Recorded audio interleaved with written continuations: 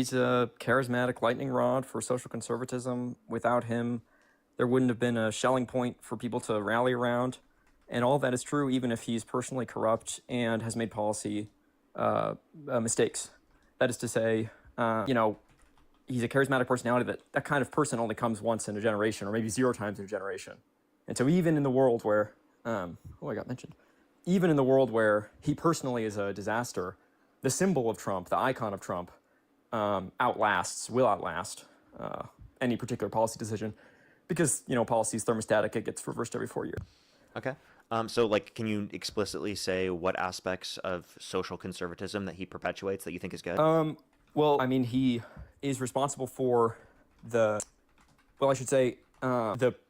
I know what you're going to say, which is that, he personally is kind of a bad person, a sinful person, not actually a Christian, probably even supports abortion personally. All those things can be true, but he has, facilitated the coalescence of, movement conservatism around conservative politics. So, for example, he is responsible for us getting rid of Roe v. Wade, right? Without his judges, without his election victory, we wouldn't have the judges. Without the judges, we wouldn't have the decision. And the same thing is true. If peak woke was 2022 or something, Trump symbolically represents a repudiation of that, and now we're allowed to, say the R word again. And that doesn't happen in a world where where the cultural left is given ascendancy. So, dude, your reason for supporting an adjudicated race is we can say the R word again and they overturned Roe versus Wade? That's really it? That's nuts. No, I think I already gave my reason. If you want to, those are the reasons. I wrote them down. You said social impact is most relevant. You said overturning Roe versus Wade, which, by the way, is a specific policy, not just a social impact. Because you said policy is temporary, and you don't care about that. And you care about the meaningful impact long term socially of someone like Trump in terms of social conservatism. And then the example that you gave of that influence in terms of social conservatism is you feel like you can say the R word again. Yeah, that is an example of a massive qualitative change that I'm sure even you have felt. You agree that politics has shifted to the right in the past 5 years, right? Okay, but what specifically other than that? Is that it? Is that your only benefit? The qualitative change or the particular example? Obviously, the particular example is meant to be illustrative. It's exemplary. That's why. Is there any more examples that you have? Things you see to be benefits. Reversal of DEI, both in college admissions and in corporate practices. The resurgence of, college mission statements are changing so as to be more oriented towards truth and research. A broader lessening of a chilling effect around free speech. Those are the kinds of things I care about. And I think that, again, I'm going to pose the question: do you really not think there's been a substantial shift rightward in the past 5 years? You don't think that, since abolish the police, George Floyd, et cetera, people haven't moved rightward? I do think people have moved rightward, just not in ways that you would probably see to be good. I think that they're often contradictory to the main core fundamental values of social conservatism, at least what you would want to establish. And I think that we can go through them here in a quick second. But let me just address some of the points that you brought up. So you said lessening of the chilling effect around free speech. Trump actively himself has done most to undermine free speech, whether it be he tried to pass an executive order to be able to remove legal permanent residence for their pro-Palestinian advocacy, including I don't support that. I agree. Detained Mahmoud Khalil for over 100 days without due process, just for pro-Palestinian advocacy. So that's quite literally an example of him undermining free speech. There are examples of him saying that people who disagree with him in the media ought to be get their licenses revoked, and there have been threats specifically from individuals at the head of the FCC specifically to do so. In Brendan Carr, threatened individuals if they don't operate in the way in which the Trump administration wants them, that they would specifically go after them with trying to get rid of their licensing. A lot of these are not good. I think you can probably anticipate what I'm going to say, which is just he's a wrecking ball. He overcorrects. It's bad when he does so, and it's bad when he criticizes the media. But broadly, American institutions are more resilient than any particular figure, and him being a wrecking ball has shifted the momentum in the opposite direction. So, yes, I agree that I'll stand refuted, I'll be a moron if in 10 years we're just back to where we were with weakened institutions. But I don't think that's what's happening. I think instead that... Wait, Trump has weakened our institutions? Oh, absolutely. For sure. Yeah. Okay. So if you think that, isn't that something that you would say is important to social conservatism, is this idea of the rule of law, this idea of the Constitution, this idea of our American democracy, right? Those things are fundamental to this country. So when you're saying conservatism, you're saying you want to maintain how things have operated. This would be an element of conservatism from that understanding, right? Right. But it's double-sided, right? the threat to free speech, to open inquiry, to merit as against racial profiling in admissions or in institutions, meritocracy, all these things are themselves enormous threats to the social good, as it were. So you want to limit racial profiling, but then you defend Trump's administration even though they racially profile people with an act? Again, there are instances of him doing that, but on the whole, the salient examples of these are not reduced by, they're not undercut by him also going too far in the opposite direction. Can you name one specific policy of DEI that Kamala Harris supports that you disagree with? Using race in college admissions, or There's preferring nothing, no policy you can minority-owned reference businesses there that she agreed with. I'm sorry. You said what? What was the second point? I said preferring minority-owned businesses, and for example, the COVID loans. So that's not in preference. That was quite literally just to ensure broader representation of communities in which have not gotten that historical representation. I'm sorry. What was the contrast with that? What'd you say? That's not in what? Oh, it's just to ensure that there is adequate representation and proportional representation, not that there's over-representation. What examples of over-representation would you provide? Well, I think that there is. I think it is about it is about undermining proportionate representation. Namely, that the loans or the grants should be given out on the basis strictly of need or reliability rather than preferring race. If race is a totally there was no inherent preference characteristic- of race. There was simply just an insurance that there would be representation that is representative. No, that's not true. That's exactly true. So can you tell me what policy you're referencing? Well, I had in mind the COVID loans, but the broader system of What year were they passed? During 2022 or 2021. I don't know which COVID loans, the PPP ones that were passed in 2020 under Trump. No, the Biden like 1 trillion stimulus. So I think 2020. What is that? 2020. 1 trillion. Late You mean in the American Rescue Plan? I don't know the policy legislation name. I'm sorry. The American Rescue Plan is what they passed. So sure, related to COVID. Then, so. Yeah, then it was probably that. But I mean, again, within the American you're doing Rescue this thing Plan where you're did trying that. to get in the weeds of the details, but I don't think that you're answering because what you're the talking about broader was point, passed which is under that- Trump. I'm sorry. What you're talking about in terms of the loans was passed under Trump. I don't think that that's the case. That and is even if it 100% is, true. I don't think that's the case. It's You can look it administered up under later Biden. and you'll see that I'm true. Right? That I'm right. Okay, well, it's still administered under Biden and controls the executive. Most of COVID was under Biden. And again, suppose I'm totally wrong about that. I could be wrong.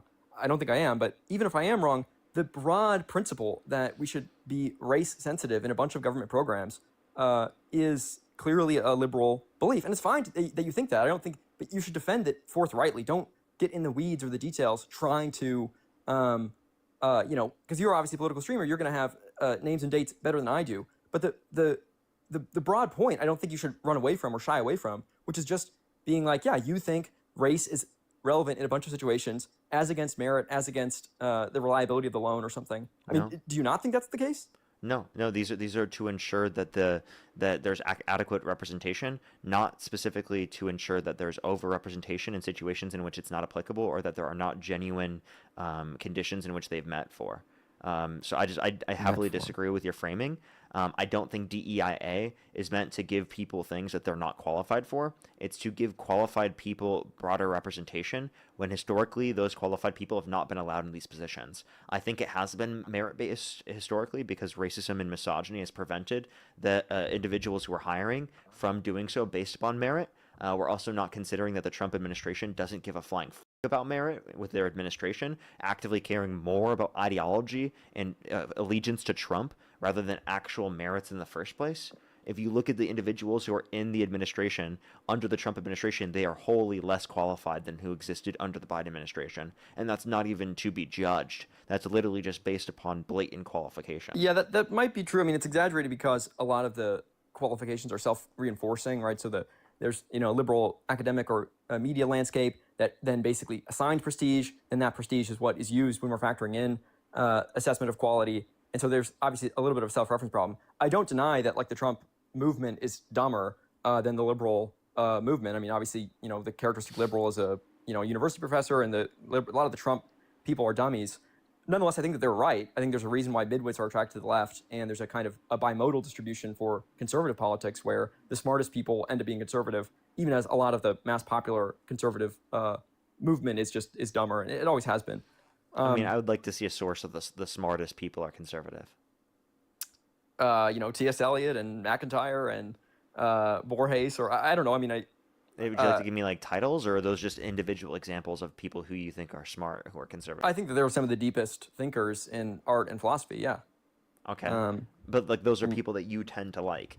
There are plenty of philosophers and thinkers that are of every single ideological view, and I don't think just representing, oh, there are a few I don't think that conservatives. there's a serious philosopher that has the views of the contemporary progressive left. I agree that there are a lot of people who are championed by the left, Marcuse or someone, but even they, in their time, in the 60s or in the 90s or whatever, they are actually to the right of a lot of movement politics, which has just gotten totally demotic and been vulgarized by social Demonic. media and stuff. What views do I have that are demonic, for example?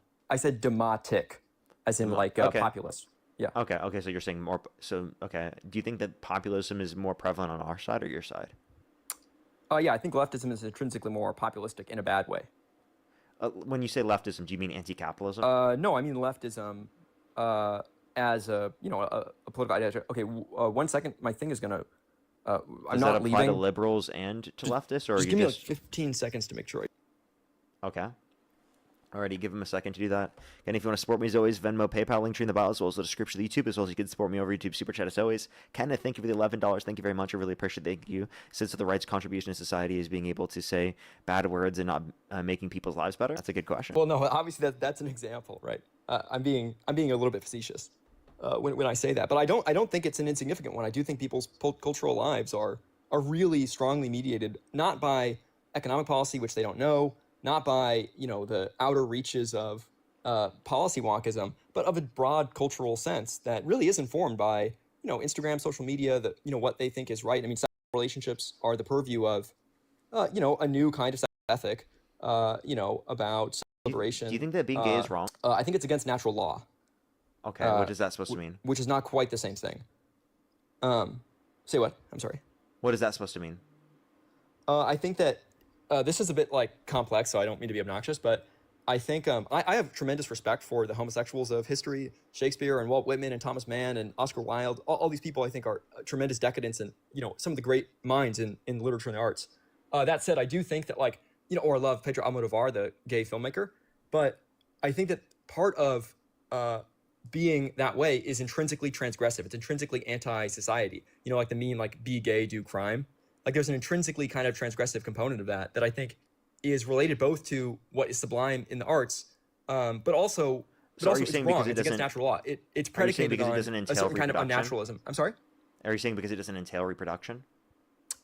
Yeah, it's broadly related to that. Okay, so then can I ask you a question? Do you think oral sex is against natural law? Yes. Do you think it's wrong to engage in oral sex? Yeah, I'm Catholic, so I'm going to go down all of these questions. Oh, okay, so you're Catholic. Okay. Right. Do you believe in transubstantiation? Yes. So you believe that when you're doing communion, you're eating the literal body of Christ and you're drinking the literal blood of Christ? Yes, I believe that as a matter of faith. Obviously, that can't be verified empirically.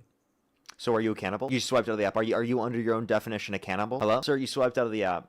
I'm just asking under your view because you believe you're drinking the literal blood of Christ and you're eating the literal body of Christ. Like, not metaphorical, not as like you're just trying to be like representation, literal body and blood of Christ. Do you believe that you are a cannibal? No, I think that it's the communion is a sui generis category, so it's not the same thing as cannibalism in ordinary life. What is that supposed to mean? Because you say it's the literal blood and the literal body of Christ. Therefore, it literally is cannibalism because Christ was also human. Well, it doesn't involve killing a person to eat them, nor does it involve. But it does. So that's like saying oh, you ate someone's dead body. That's still cannibalism. Well, Christ is everlasting, so it's not actually. Well, it doesn't include that you have to kill them. This is yeah, I think you don't think that's a relevant distinction at all. Yeah, I do think I do think it's irrelevant. Why? Because if someone were to eat a dead body of a human being, we would still think that's cannibalism. Yeah, I mean, I agree. But they didn't kill that person. They didn't have to go kill that person to go do that. I do think that changes the valence of it. Yeah, I mean, I don't have a great answer to this. I actually I've never encountered this troll point. So you're right. There's something freakish about Catholicism. It's not a troll point. It's actually something that's historically been lobbed at towards Catholics because if you believe literally it's the body and blood of Christ, then you literally are a cannibal based upon your own understanding. And there's literally no work around it unless you say it's figurative and it's not literal. Like, I feel like that's the most obvious thing to say in this scenario, that like when you're eating a cracker and you're drinking the wine or drinking the grape juice, it's not actually blood and it's not actually the body of Christ. Like, what? When you have some bread and you have some wine, that's not actually blood and flesh of a human being. Like I think that's the obvious example and explanation. Yeah, I think that there's a bunch of reasons It's why symbolic. This kind of long-standing religious practice is like very different than cannibalism. But you're right that on a surface level, that does kind of have this funny implication. So yeah, so I'm Catholicism, but Catholicism is weird, dude. Like, I have no problem admitting that there's a bunch of like freakish kind of Italianate parts of it. That's part of what is attractive to me, this kind of occult aspect. Can I ask you another and I do question, think it's then? related to. Yeah, go ahead.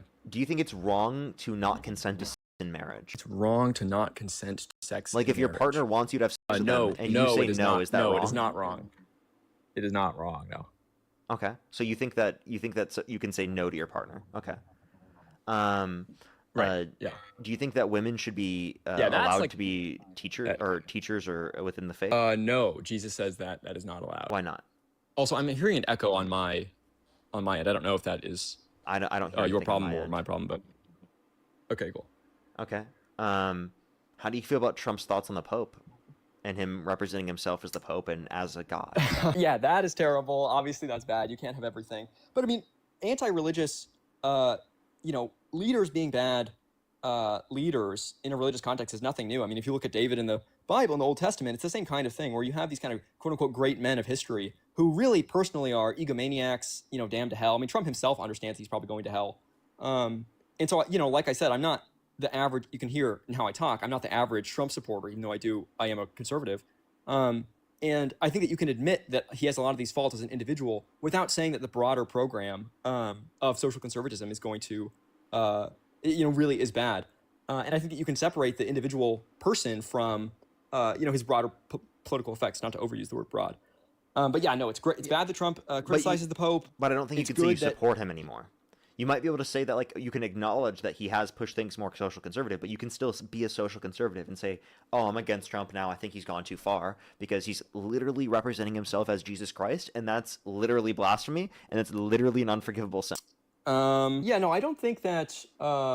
Look, I mean, politics. Look, you're a streamer. I think you understand this, right? Like, in virtue of being a part of a political movement, in virtue of having an identity with people and having communion, not in the religious sense, but in the general sense, you do have to be willing to take a side and say what is good overall. And so, yeah, I could be pretentious and distance myself and say, oh, well, I'm really above politics. I'm really above the electoral system. Trump is good in some ways, but I don't endorse him as a symbol or something. That's not how I feel. Or you I could think just say that, Harris is better. I obviously don't think that for any number of reasons, right? Why not? Well, just for the reasons we began with, which is that Trump has, facilitated a conservative movement across the United States that wouldn't have existed otherwise, even if it is getting animal farmed now and he, is getting crazy and is worse than before. I mean, Harris probably is a better human than Trump if you subtract her beliefs. Okay. But So again, it's like a lot of you- these. Okay, so if you look at better human, and what about policy? Would you say policy is better on behalf of Trump comparative to Harris? No, I don't think so. I mean, I'm not familiar with all the executive stuff, but most of what I have heard is Trump is a lot better in space I care about, so the university, for kind of cultural politics reasons. Oh, Dean. Hello, Dean. He remembers me. I Did you don't talk to remember Dean you. before? Yeah, I have before. I think maybe you will. I'm running the same arguments as I did before, but hello, Dean. Hi, David. So yeah, just as I was saying, like there's a bunch of executive policy reasons why Trump is better. And on economic policy, I think it's very mixed. I think that the tariffs were vaunted as having terrible effects, but then they didn't happen. Then they got overturned. Maybe the reason they didn't have bad effects was because they thought they'd be overturned. Who knows? But the conservative legal movement I support. But yeah, it's broadly about social conservatism, and that is that's kind of what I care about. But the other thing, I don't know if you answered this, but yeah, policy is thermostatic. It changes back and forth every 4 years. America is roughly split 50-50, and so anything that is kind of enacted by Congress, has a really short shelf life. And I think that the cultural politics, the symbolic politics of this figure of Trump, this charismatic, once in a lifetime personality, that's way bigger. I mean, think about how many people know basically nothing about politics, but know exactly the personality of Trump, know exactly, they encounter the ideology both in university or in business or whatever. And so I care about Can I Trump, ask a the myth, question the then? figure, the symbol. Yeah. What about the social impact of supporting someone who's adjudicated as a racist, undermining our democracy, our core fundamental values in terms of rule of law, calling for the termination of our constitution? Like, I think that what you're doing is Well, you're looking obviously, at the social I impact don't accept all the within characterisms, but certain areas in which you like, but you're overlooking the social impact in other areas that I would say are fundamental to your values as a social conservative, even so. look, here's what I'll tell you. I agree that if Trump were chiefly and principally known as just an anti-democratic, terrible guy, if he were actually broadly known that way, if that's how people thought of him, when they thought of him, then I would agree that he's obviously a bad figure. But here's the contrast, which is that while I agree that maybe 30% of liberals really do think of him as just an embodiment of evil, including you have all your talking points ready because this is your job. I don't actually think that the average person really thinks about him that way. And I think that, a lot of him, what he is and what he's done really does overshadow the individual indiscretions of his life, which like I said, I'm not going to defend. I disagree, because like when he calls for the of some Democrats, when he literally says that he's glad that Rob Reiner and Robert Mueller's dead, when he explicitly, those were bad. Those were really bad. Like all of these things. Like, for example, my grandma sees that and doesn't like him. Right? My grandma has never been political my whole life. I have never heard my grandma say anything about politics until recently. I heard her say something about how she doesn't like Trump. Never talked to her about politics in my life. Never heard her once say something about politics. That's what I'm saying. So really? like, the point that I'm making is that, yes, the average person absolutely does hear these bad things about Trump. It's just that the average Republican they might hear is the willing bad to things, but that's not overlook how they those think bad of them. things and still support him in despite That's of not how those they think bad of things. them. Well, actually, Parker, I think that we could even make your point stronger here by bringing up, the fact that many Republicans have defected away from Trump. His approval rating right now is the lowest approval rating out of any president in history at this point in their term. And the main reason why many Republicans have defected away from Trump isn't over minuscule disagreement on tax policy. It's over the Epstein files and his personal involvement and cover up of the other presidents. So I actually reject the notion that a majority of people don't think of Donald Trump as a super evil person. Okay, so a few things on that. Wait, should I wait for Parker to come back, or how is this? Oh, okay, sorry. A few things on that. One is that Trump is funny, and he does. I know he drives a certain kind of liberal, literally minded person to distraction. But again, the average person on the street understands that he's not really all that serious, and that they actually do give him a pass. If Barack Obama said the exact same words as Trump, it would be a lot more threatening because people understand that he speaks in a way that is meant to be taken seriously. Trump never learned that way of speaking, and so he regularly trolls the media successfully. The next thing I'll say is that, Trump is Teflon Don. He can, you're right. He could stand on Fifth Avenue and shoot someone, and he wouldn't, suffer a loss in popularity. That, I think, goes to my point, which is that he's bigger than that. He's a symbol. He's a certain kind of shibboleth of the movement. The last thing I'll say is that, it's actually pretty common in the lifetime of major great politicians that their end is rather sorry and disreputable. Churchill is like this. Reagan is like this. Margaret Thatcher is like this. All these people who are, revered as great political figures in their lifetime, nonetheless, the end of their tenure was a disaster on its own terms. That's not how they're remembered. That's not how they're thought of as symbols or as ideas. And so, I agree that, we live in a postmodern media age. The facts, don't always stick to you. And what I care about is the image, the virtual symbol. And Trump is bigger than that. He's bigger than all of us. I'm sorry. This is all brain rot. If this it's brain rot. If this is the messaging of the movement that you say is beneficial for the nation, then I don't think that the movement is beneficial for the nation. If it requires uplifting this terrible person, acknowledging that maybe a majority of people think of him as this terrible person, but hoping they'll forget that he's a terrible person in the long term, and saying that this movement will continue to bend the knee to his will and do whatever he wants, even if he were to literally murder somebody in broad daylight on Fifth Avenue. This Christian conservative movement you boast about being beneficial for the nation maybe isn't so beneficial. But you're just equivocating on exactly the thing I just answered, which is it is the case that if it really were seen just as you're describing it in these kind of liberal talking point ways, then I would agree with you. But it's not that. Yeah, I give you an argument for this too. I think it is. Like I said, Trump has the lowest approval rating out of any president in history at this point in their term. Right. This And I is said that that would because be many forgotten. Republicans prove it. Well, I gave the examples of Churchill and Thatcher and Reagan as examples of people who, I mean, I agree that the approval wasn't as low in their cases, but all of them had rather ignominious ends.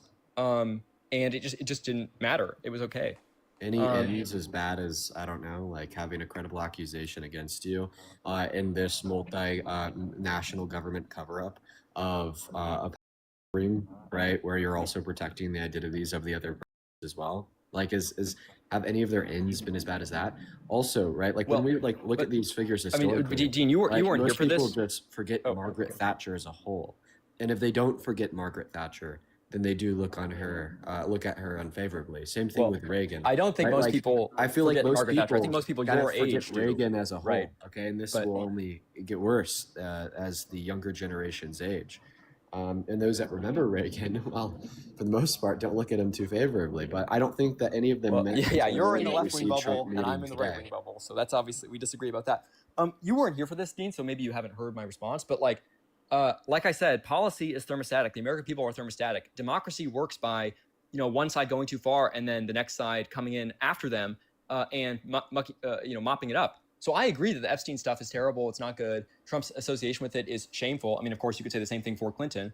But the point would be that, yeah, that's all going to come out. The Democrats are going to win the midterms. He's all going to get exposed. Trump is going to have this ignominious end. But his, in a certain sense, the damage is done, or the positive goods are already done.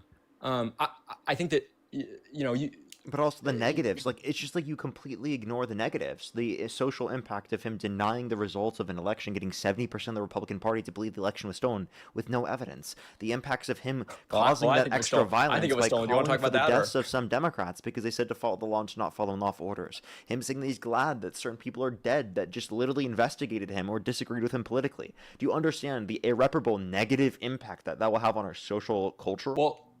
Yeah, I don't think a lot of those things are irreparable, as we've already talked about. And yeah, I could say the same thing in reverse for all the damage that was done by the liberals and progressive causes, the student movements in the 60s, the revolution, liberation, all these things. Yeah, that's just because you're a Christian and you're like, do you believe in theocracy? No. Okay. So then, I mean, all of those things are based upon your religious values. So, I mean, the way that you disagree with that. They're not just based on religious values. I would argue a lot of what's come from the cultural revolutions that have existed have been very positive and beneficial. Also, yeah, I feel like we can disagree about that if you want. We can have a more of stark discussion about it, progressivism. I'm Right, sorry. like, listen, Wait, say that again, Dean. I'm sorry. I think if anything, we're witnessing a cultural revolution of progressivism, right? Like before Donald Trump, I don't think that a brown Muslim socialist could win the mayoral race in New York City, right? But after Trump, it seems to be the case that many people have been radicalized against the GOP and against those on the right, and in turn, many have been pushed further left. And very similarly, we've seen a smaller group of people on the right be radicalized by this cultural revolution at the same time, which has only sent them further to the right. So in other terms, we have more progressives, which is a win, okay, and then we have more literal, which is a loss, okay. But like from your perspective, from not liking progressives and hopefully not liking, it doesn't really seem like the outcome is positive in any sense to you. Yeah, I mean, obviously we can. Wait, can you hear me now? I put on my AirPods. Mm-hmm. Okay. Yeah, I agree that if it really were the case, if it were as you describe in that respect, yes, that would be bad. I don't think so. I think that while it is true that certain parts of the country have become more liberal, like the very, very liberal most polities, New York being one of them, they have become more radical. I don't think that that's as stable or as enduring as the rightward shift that we're currently experiencing. Yeah, I do think that I mean. Look, if you go to New York, the Democrats a lot of these, the Iran war and Epstein. So we see a leftward shift. I think both of those things are rather contingent. I don't think that they are on the deep level of cultural politics in the same way. You disagree? So you're arguing you're arguing that we're witnessing a rightward shift. Meanwhile, we could expect a blue wave. Wait. I'm sorry. Say that again. I'm sorry. You're arguing that like we're witnessing a rightward shift in the nation, yet we are witnessing a blue wave. Yeah. Okay. On culture and values, in the long run, we're moving. In culture and values, in the long run, we're moving rightward. What That is specific cultural compatible values? with Yeah. Yeah, what specific cultural values? Religious attendance is going massively up. People Really? are becoming much more skeptical. Yes, yeah. That I think is true, and you should be able to find it if you have a computer in front of you. But religious And we attendance can doesn't debate some of the necessarily mean social. it's right-wing religious attendance. There is left-wing religious attendance. I do think religious think attendance that. has been going down by year. Wait, did you just ask me that, or Yeah, what no, did you say? I'm pretty sure it's been declining year over year. It was declining up until I think the early 2020s, and then it began to reverse. The data is skewed on this, but I have kind of done a deep dive, and I'm prepared to respond on the merits to all of those charges. If you want to disagree with that, then sure, I can appeal to other data. But yeah, I do think that people are becoming broadly more conservative, and I'm kind of confused that you guys are arguing this because I think you guys agree that like there's been a right-wing move. Listen, according to Pew Research Center, religious attendance and composition has maintained a relative level of steadiness over the course of the last 6 years. Like, for instance, 64% of U.S. adults identified as Christian in 2020. Today, 62% of U.S. adults identify as Christian in 2025, or as of 2025. 28% of adults identified as non-religious in 2020. In 2025, 28% of adults identified as non-religious. So it seems to be the case that these trends are just holding steady. Also, like the Heritage Foundation cites this. They say the great falling away, the decline in religious services attendance in the United States over the past 50 years. Oh yeah, in the last 50 years, there's been an almost monotonic decline. And actually, there's been an increase in the never or rarely religious service frequency. Well, but that's just a result of people being born into atheism. So the never or rarely is not good data. I agree. In the past 50 years, I don't think atheists are having more kids than Christians. Well, there were more atheists having kids in the past. So yeah, I agree. It's not about. I don't think that's true. Atheism is not a majority of the population. No, that follows trivially from the fact that more people were atheists, Parker. No, more people are Christian than atheist in the country. No, but if atheism was increasing, then trivially the number of people who were born to atheists is increasing. Yeah. But again, yeah. I said, atheists are less likely to have kids, and there are less atheists than Christians. So we're talking about how many are not going to church as much. So never or rarely in 2016 was around 31%. And then by the end of 2023, 2024, it was near 45%. So there was a massive incline, right, since Trump has been in office. Yeah, like I said, I think it's in the past few years especially, that might not be, the data might not be all caught up on that. But also, one, there's been massive removals of Latino in the United States, and they were really, really reliably Christian. So church attendance is, thumped by that, or what is it? Sorry, missing the verb, but you can understand the point. So you're saying Trump is removing Christians from the country? Is that your argument now? Wow, he's really making the country more socially right-wing, right? Right. That does sound bad when I say it. But the other thing is just, and again, tell me if you don't think this is the case, but like, haven't you just noticed that among elites and at university, I go to Yale, it's like the number of people who like go to church, or if you go to New York, I'm in New York over the summers, it's like the number of people who have attended mass has just visually increased, and young people and college graduates are massively increasing. I'm sorry? I think it's maybe you're in an echo chamber. I have not felt that. Well, I mean, look, Yale is one of the most liberal universities in the country, so I'm not saying like okay, but like you said, church attendance has gone up, and I'm saying now, based upon the Heritage Foundation, people that agree with you on your own side are acknowledging that church frequency has gone down. Also, I feel like it seems to be the case that people are more religious the worse their material conditions are.